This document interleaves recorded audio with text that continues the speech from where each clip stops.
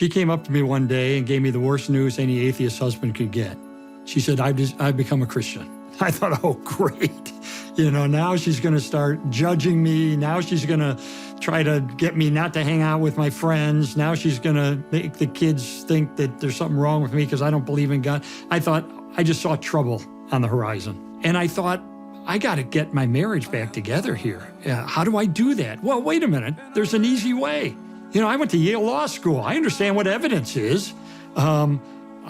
Take me a long weekend, maybe a 3-day weekend, and I'm sure I can poke enough holes in Christianity that it would fall apart. I thought I could disprove it.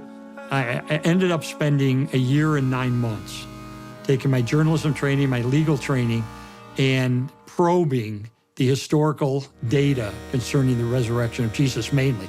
Because even as an atheist, I understood everything depends on whether Jesus returned from the dead or not. Execution. Jesus was dead after being crucified. I thought maybe he survived, and the cool, damp air of the tomb resuscitated him. That's what I thought. No, we have no record anywhere of anyone surviving a full Roman crucifixion. Not only do we have multiple accounts in the documents of the New Testament that tell us that Jesus was dead after being crucified, we've got 5 ancient sources outside the Bible that talk about him being dead.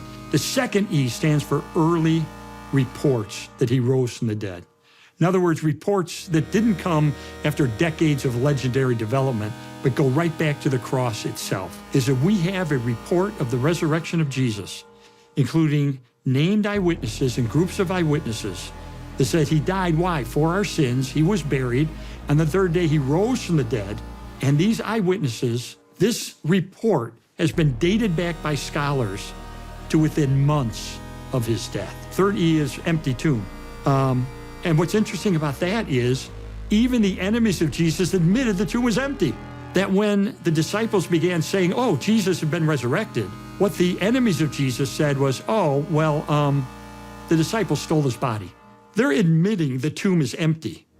They're just saying this is how it got empty. They stole the body. So they're conceding implicitly that the tomb is empty. And then we look at the 4th E, eyewitnesses. Most of what we accept as being true from the ancient world is based on maybe one source or 2 sources of information. When you get right down to it, we know things about famous people through ancient history because maybe 1 source or 2 sources. For the conviction of the disciples that they encountered the resurrected Jesus, we have no fewer than 9 ancient sources inside and outside the New Testament, confirming and corroborating the conviction of the disciples that they encountered the risen Christ.